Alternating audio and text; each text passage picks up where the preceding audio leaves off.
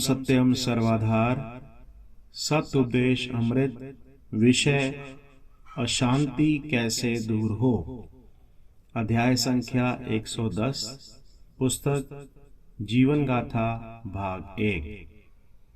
सद्गुरुदेव जी फरमाते हैं, प्रेमी जियो, इस जीव को कर्म का नतीजा मिलता है। लाभ हानि, सुख दुख, संयोग वियोग, हर एक कर्म के दो पहलू हैं। ख्वाहिश तो लाभ की होती है मगर मिलता है हानि। सुख चाहता है मगर मिलता है दुख। ऐसी रचना में जीव दिन रात लगा रहता है। जीव की इच्छा अति बड़ी हुई है। चाहता है कि हमेशा जिंदा रहे, बड़ा इकबाल हो, यश और कीर्ति का भागी होवे। लेकिन ऐसा नहीं होता, क्योंकि असली शांति को प्राप्त करने की कोशिश नहीं करता, बल्कि उल्टा शारीरिक उन्नति यानी खान पान और रस्म व रिवाज में दिन रात लगा रहता है। असली धर्म यानी आत्मिक धर्म की तरफ नहीं जाता है, बल्कि उल्टा शारीरिक धर्म को ही आत्मिक धर्म समझ बैठा है और उसी में दिन रात मगन रहता है। रस्म व रिवाज के झगड़ों में ही अपने अमूल्य जीवन को नष्ट करके अशांत रहता है। रस्म व रिवाज की पूर्ति से असली शांति प्राप्त नहीं होती। रस्म व रिवाज तो बुद्धिमान लोगों ने समय और लोगों की इच्छा के मुताबिक बनाए हुए हैं। उस वक्त के लिहाज से वह ठीक हैं और ठीक होंगे, मगर सारे संसार पर लागू नहीं हो सकते हैं, क्योंकि हर एक मजहब वाले अपने रस्म व रिवाज को सारी दुनिया पर हावी करना चाहते हैं। इस वजह से सारे संसार में अशांति है। असली शांति तो कुछ और बात है जो कि इन सब से अलग है। वह रस्म व रिवाज की कैद में नहीं है। शारीरिक धर्म में लोभ, मोह, अहंकार, तृष्णा, बेईमानी, दूसरों को दुख देना, अपनी प्रधानता, दगा, फरेब, झूठ छुपा हुआ है, जिनसे अशांति होती है। सच्ची शांति प्राप्त नहीं होती, बल्कि इससे जीव करोड़ों मील दूर हो जाता है।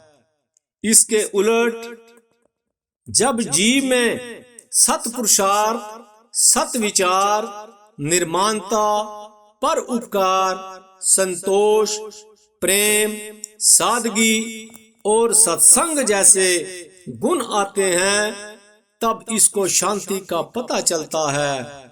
कई जीव असली शांति को प्राप्त करने के लिए जप, तप और कई प्रकार के शारीरिक कष्ट देने के साधन करते हैं और कई प्रकार के बाहरी साधन अपनाते हैं।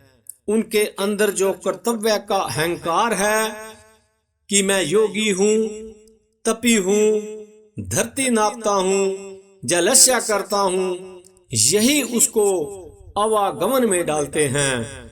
इसलिए ऐसा जीव असली शांति को नहीं पा सकता है। कई जीव चाहते हैं किसी सरल तरीके से शांति प्राप्त कर लेवे। इसके लिए कई देवी देवताओं की आराधना, उपासना करते हैं और अपने मन माने इष्ट बना लेते हैं। लेकिन आज के मादा प्रस्तों ने यह साबित कर दिया है कि जीव अपनी उन्नति स्वयं आप ही कर सकता है। उसे जो कुछ भी मिलेगा अपने पुरुषार्थ से मिलेगा। तोहमात की पूजा से शांति नहीं मिल सकती है। कोई देवी देवता नहीं दिला सकता। जीव का कर्म ही उसको परम शांति दिला सकता है। जिन कर्मों द्वारा देवी देवताओं ने मोक्ष प्राप्त की वह ग्रहण करने चाहिए। जो बाहर सच्ची खुशी को ढूंढते फिरते हैं वह बिल्कुल वहम है। सच्ची शांति का स्रोत जीव के अंदर हर वक्त प्रकाशमान है। संसार में जो जंग व जदल यानी अशांति फैली हुई है उसका कारण सिवाय स्वार्थ के और कुछ नहीं है। मौजूदा जमाने में नेता ताकत से संसार में शांति पैदा करना चाहते हैं, लेकिन आज तक कभी ऐसा नहीं हुआ है।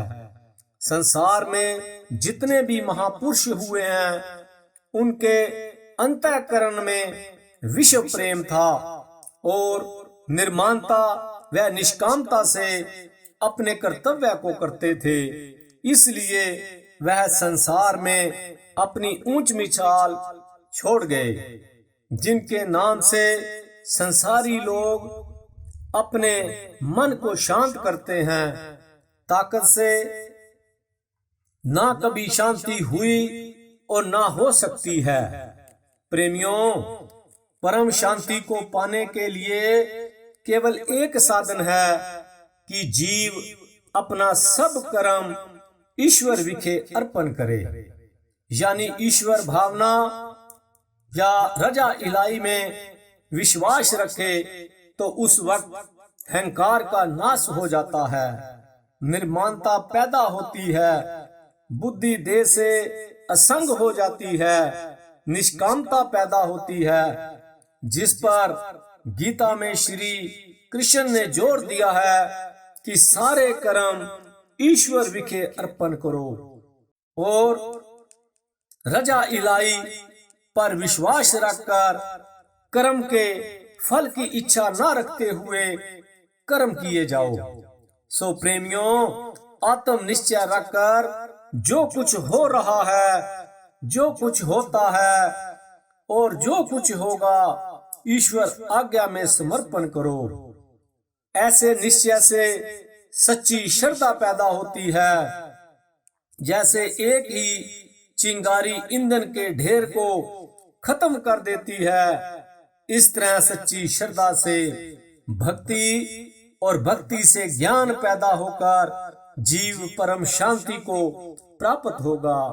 यह ही मनुष्य योनि का असली कर्तव्य या चाहना है। इसके बगैर मनुष्य पशु समान है। परम शांति तक पहुंचना ही मनुष्य का कर्तव्य है। संसारिक कामों से असली शांति प्राप्त नहीं हो सकती है जब तक ब्रह्मलीन ना होगा, यानी जब तक जुज कुल में ना मिलेगा तब तक भटकना रहेगी। जब वहां पहुंच गया शांति ही शांति होगी। ईश्वर आज्ञा में कर्मों को अर्पण करने से दिल काबू में आता है और मनुष्य समर्थ हो जाता है और बुद्धि परम सत्य को अनुभव करके मगन हो जाती है। जब ऐसी अवस्था जीव पर आती है तो उसको अपने जिस्म की भी खबर नहीं रहती है। कभी मस्ती में आकर गाता है, लोग उसकी हालत को नहीं समझते हैं, लेकिन वह प्रेम में आनंद में ही रहता है। और जब अति आरूढ़ हो जाता है तो देह को छाया ही समझता है। कई दिन तक भूखा रह सकता है, लेकिन उसके चेहरे पर एक खास किस्म का तेज होता है जिसको आम लोग आंख उठाकर भी नहीं देख सकते। लोगों को उसकी बाहरी हालत भयानक नजर आती है, लेकिन उसको ईश्वर ही ईश्वर नजर आता है। सर्वत्र संसार ईश्वर स्वरूप देखता है, सर्वत्र संसार ब्रह्म रूप जानता है, त्रिकाल तृष्णा से रहित हो जाता है, जीवन मुक्त हो जाता है, तमाम वासनाएं खत्म हो जाती हैं। अपने आप की रहनुमाई करता हुआ स्वयं रहनुमा यानी मार्गदर्शक गुरु हो जाता है, सारी उलझनों से रहित हो जाता है। यह ही निष्कर्म हालत है।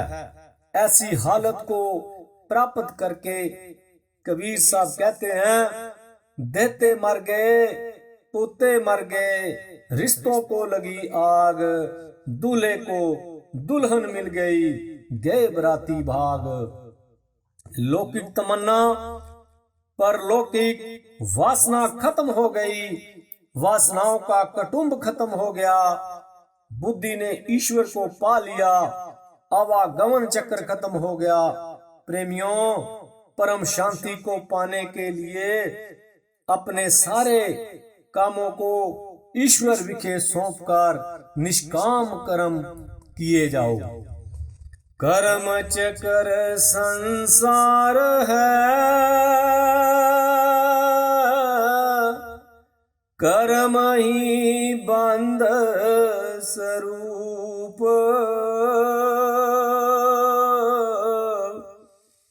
मंगत मिले तब शांति,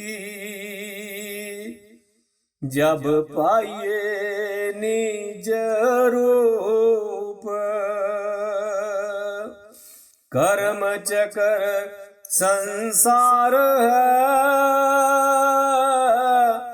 कर्म ही बंध स्वरूप, मंगत मिले तब शांति, जब पाइए निज रूप। जीवन में जो कुछ किया सो ही जीव की रास, मंगत पाछे के जतन से नहीं कटे जीव की फांस। जीवन में जो कुछ किया सो ही जीव की रास, मंगत पाछे के जतन से नहीं कटे जीव की फांस। ओम ब्रह्म सत्यम सर्वधा।